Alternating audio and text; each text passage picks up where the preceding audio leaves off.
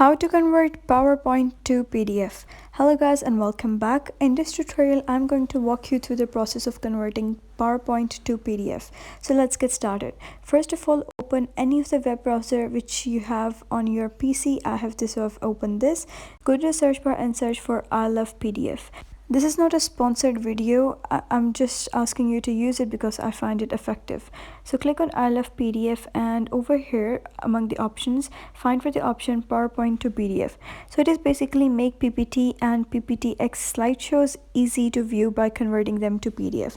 So for example, if you wish to learn anything from PDF, so you don't really need to slide through the PowerPoint again and again, so you can convert that into PDF in order to learn or print that. So you can either select PowerPoint files from your PC or you can drag and drop it over here, and even you can select the PowerPoint from Google Drive, or you can also select from the Dropbox. So it is basically a very great converter that make PPT and PPTX slideshow easy to view by converting into PDF. So that was basically how you can convert PowerPoint to PDF. If you found this tutorial helpful, give it a thumbs up.